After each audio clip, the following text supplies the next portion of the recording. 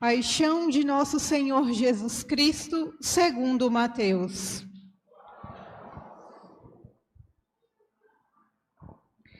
Naquele tempo, Jesus foi posto diante de Pôncio Pilatos e este o interrogou. Tu és o rei dos judeus? Jesus declarou. É como dizes. E nada respondeu quando foi acusado pelos sumos sacerdotes e anciãos. Então Pilatos perguntou. Não estás ouvindo de quanta coisa eles te acusam? Mas Jesus não respondeu uma só palavra, e o governador ficou muito impressionado. Na festa da Páscoa, o governador costumava soltar o prisioneiro que a multidão quisesse. Naquela ocasião, tinha um prisioneiro famoso, chamado Barrabás. Então Pilatos perguntou à multidão reunida. Quem vós quereis que eu solte, Barrabás ou Jesus, a quem chamam de Cristo? Pilatos bem sabia que eles haviam entregado Jesus por inveja. Enquanto Pilatos estava sentado no tribunal, sua mulher mandou dizer a ele: Não te envolvas com esse justo, porque esta noite, em sonho, sofri muito por causa dele. Porém, os sumos sacerdotes e os anciãos convenceram as multidões para que pedissem Barrabás e que fizessem morrer Jesus. O governador tornou a perguntar. Qual dos dois quereis que eu solte? Eles gritaram. Pilatos perguntou. Que farei com Jesus, que chamam de Cristo? Todos gritaram. Seja crucificado. Pilatos falou. Mas que mal ele fez? Eles, porém, gritaram com mais força. Seja crucificado. Pilatos viu que nada conseguia e que poderia haver uma revolta. Então mandou trazer água, lavou as mãos diante da multidão e disse: Eu não sou responsável pelo sangue deste homem. Este é um problema vosso. O povo todo respondeu: O sangue dele caia sobre nós e sobre os nossos filhos. Então Pilatos soltou Barrabás, mandou flagelar Jesus e entregou-o para ser crucificado. Em seguida, os soldados de Pilatos levaram Jesus ao palácio do governador e reuniram toda a tropa em volta dele. Tiraram sua roupa e o vestiram com um manto vermelho. Depois teceram uma coroa de espinhos, puseram a coroa em sua cabeça e uma vara em sua mão direita. Então se ajoelharam diante de Jesus e o zombaram, dizendo: Salve o rei dos judeus. Cuspiram nele e, pegando uma vara, bateram na sua cabeça. Depois de zombar dele, tiraram-lhe o manto vermelho e de novo o vestiram com suas próprias roupas. Daí o levaram para crucificar. Quando saíam, encontraram um homem chamado Simão, da cidade de Cirene, e o obrigaram a carregar a cruz de Jesus. E chegaram a um lugar chamado Gólgota, que quer dizer lugar da caveira. Ali deram vinho misturado com fel para Jesus beber. Ele provou, mas não quis beber. Depois de o crucificarem, fizeram um sorteio, repartindo entre si as suas vestes, e ficaram ali sentados, montando guarda. Acima da cabeça de Jesus, puseram o motivo da sua condenação. Este é Jesus, o Rei dos Judeus.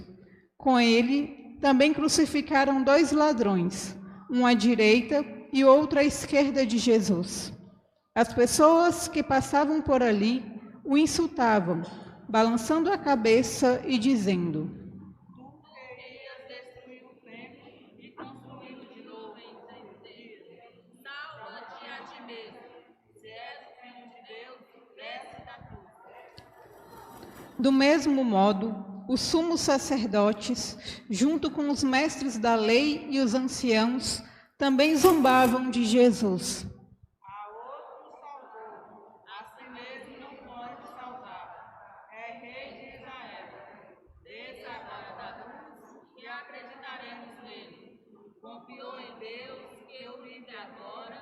é que Deus o ama, já que ele disse: Eu sou o Filho de Deus. Do mesmo modo, também os 2 ladrões que foram crucificados com Jesus o insultavam. Desde o meio-dia até as 3 horas da tarde, houve escuridão sobre a terra. Pelas 3 horas da tarde, Jesus deu um forte grito, Eli, Eli, lama sabachthani. que quer dizer: meu Deus, por que me abandonaste? Alguns dos que ali estavam, ouvindo-o, disseram: Ele está chamando Elias. E logo um deles, correndo, pegou uma esponja, ensopou-a em vinagre, colocou-a na ponta de uma vara e lhe deu para beber. Outros, porém, disseram: Vamos ver se Elias vem salvá-lo. Então Jesus deu outra vez um forte grito e entregou o Espírito.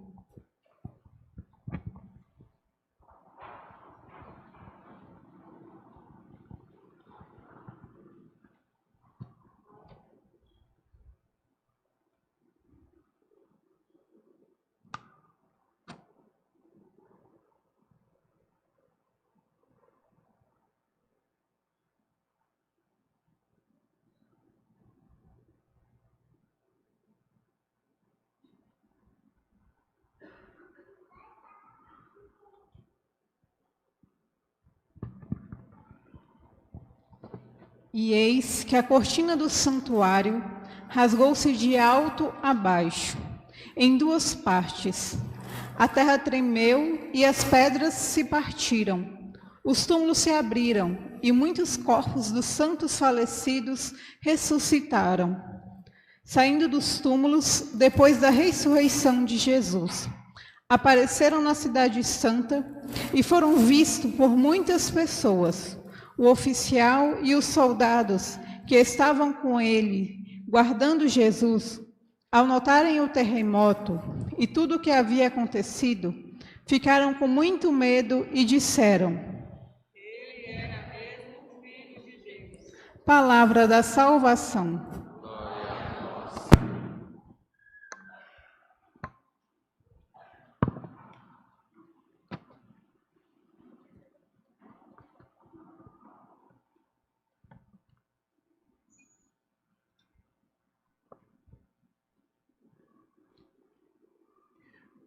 Ele era mesmo Filho de Deus. O caminho da cruz, ou a via crucis, como nós conhecemos, leva-nos a uma dimensão muito dolorosa, sofrível da existência. A morte nunca é querida por nós, e não deve ser assim. Nós não devemos querer a morte, não devemos temê-la, isso é fato, porque um dia, sim, passaremos por ela para nos encontrarmos com nosso Deus. Mas não devemos desejá-la nem para nós, nem para os nossos, nem para aqueles que são considerados nossos inimigos. Afinal, a vida é o grande dom que Deus nos dá para nos redimirmos com a sua graça, com o seu amor.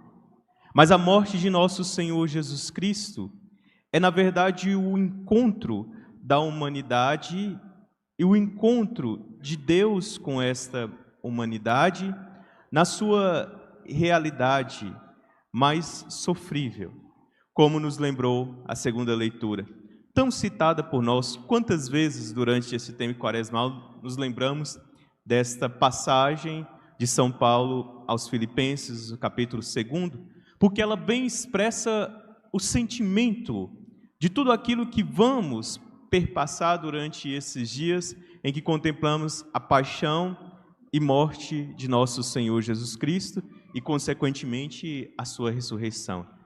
Cristo assumiu a nossa condição, assumiu a nossa realidade, não fez do ser igual a Deus uma usurpação. Não é porque, sendo Deus, ele se eximiu de sentir dores, ele se eximiu de passar pelo sofrimento. E ao contrário, como o próprio São Paulo nos lembra, colocou-se na condição mais vergonhosa aos olhos humanos. Foi crucificado ao lado de 2 ladrões. Foi condenado pelo povo que ele próprio havia feito o anúncio, feito os sinais, proclamado o reino de Deus. Foi humilhado, mesmo que os sinais de Deus havia demonstrado para que o mal não fosse feito a ele, como ouvimos que a mulher de Pilatos, inclusive, o aconselha, justamente para nos mostrar esta realidade de que existem muitas pessoas que recebem esta mensagem de Deus em suas vidas, mas que não são capazes de discerni-la, discernir o que Deus tem a lhes falar. Certo é o que o nosso Senhor foi levado para este julgamento, foi levado para esta realidade, como dissemos, a mais vergonhosa entre os seres humanos. Mas o mesmo Senhor que nós aqui o vemos entregar-se por nós, foi o mesmo que também, ao início da celebração, logo após a bênção dos ramos, o vemos ser aclamado pelo povo como o Rei de todos os povos, como aquele que haveria de libertar o povo. E qual é essa mudança de sentimento? O que acontece com esse povo que, em determinado momento, aclama a Jesus e no outro grita com veemência, com força, crucifica-o? Primeiro, a decepção.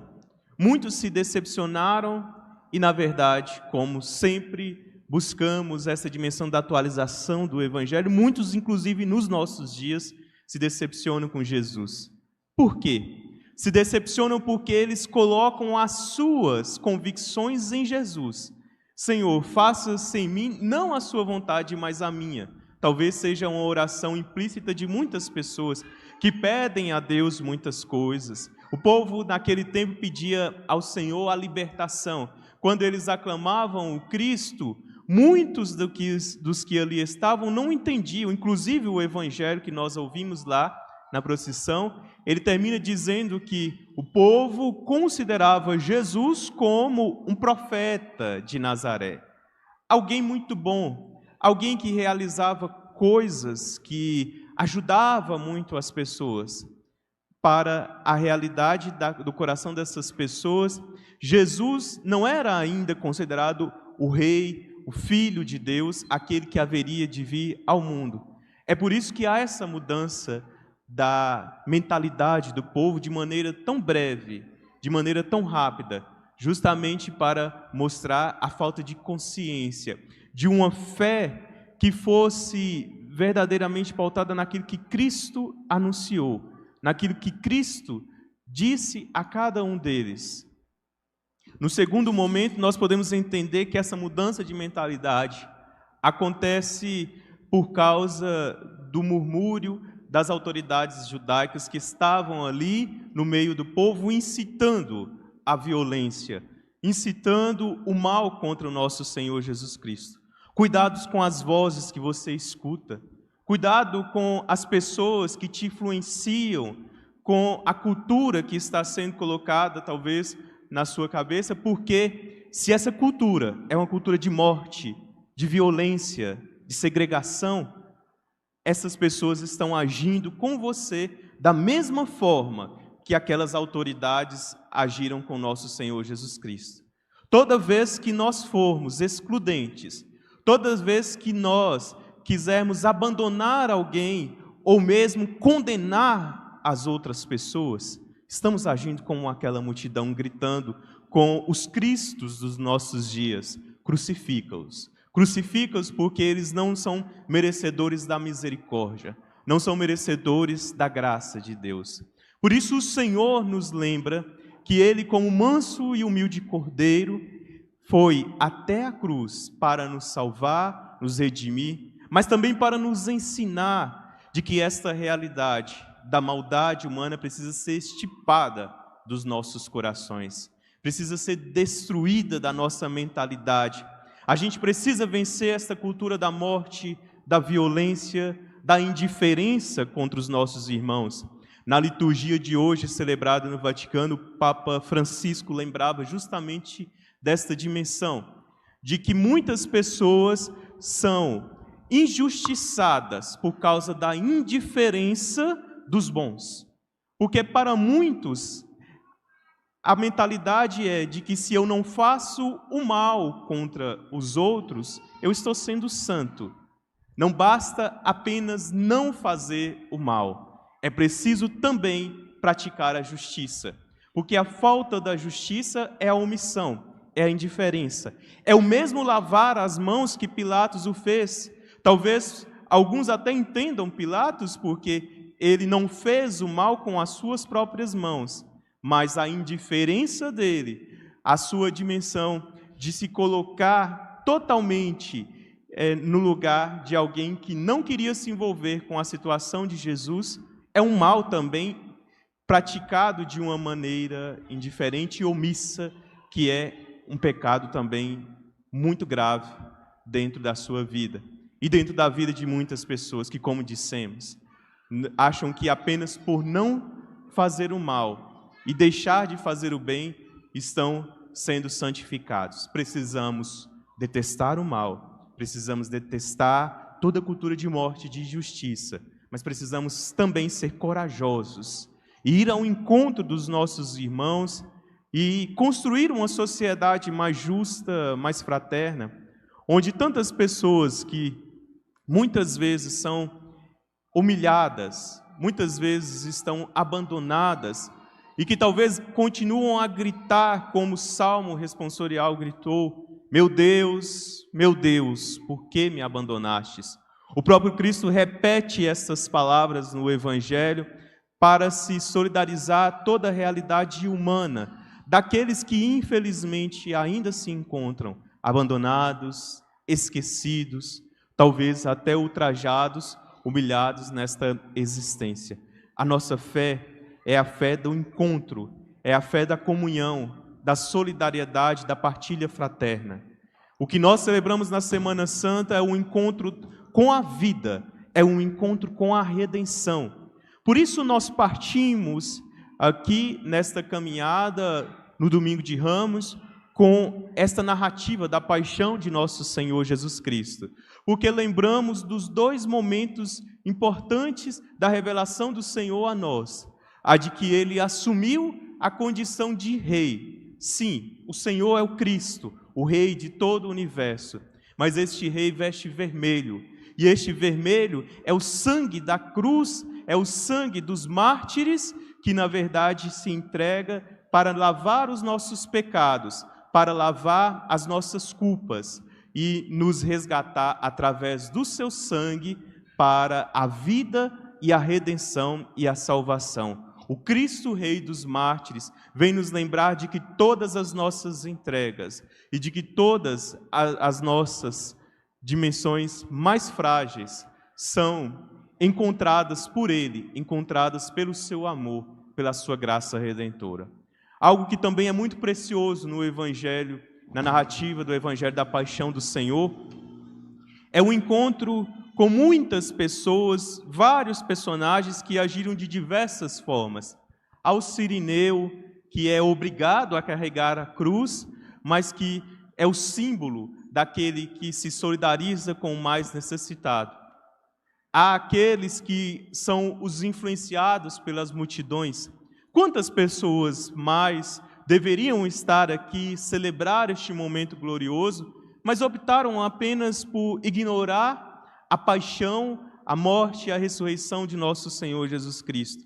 Esses, como os de ontem, também repetem: para que o Cristo seja crucificado, nós não estamos unidos a eles, mas a nós que aqui estamos, que a gente possa fazer esta experiência do discipulado verdadeiro, daqueles que não abandonaram o Cristo até o momento mais sublime da sua entrega por nós.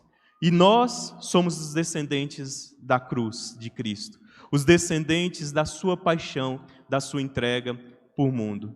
E por isso, nós que somos esses descendentes da cruz, somos convidados a nos redimirmos e buscarmos morrer para o pecado e ressurgir para a vida nova no Senhor. Por isso olhamos, durante a meditação do Evangelho, nós somos convidados a ajoelhar-nos e contemplarmos o mistério da paixão de nosso Senhor Jesus Cristo, a sua cruz. E mais uma vez para ela nos voltamos, para pedir ao nosso Deus, para que de nós tenha compaixão, que sejamos capazes de ir ao encontro da cruz, nas nossas mais variadas realidades, dos contextos, das dificuldades, das lutas, das batalhas, vencendo talvez até as nossas próprias vontades, mas estando perenemente diante de Cristo para fazermos o espírito de redenção e de reconciliação. E uma vez mais queremos dizer ao nosso Senhor que pela sua dolorosa paixão, pelo seu amor pelo mundo, nós fomos redimidos, resgatados e reconciliados. Creamos plenamente nisso e que a cruz de Cristo possa nos abraçar, nos acalentar em meio às dores, às angústias da nossa existência, sabendo que no Senhor nós encontramos a redenção. Assim o seja. Amém.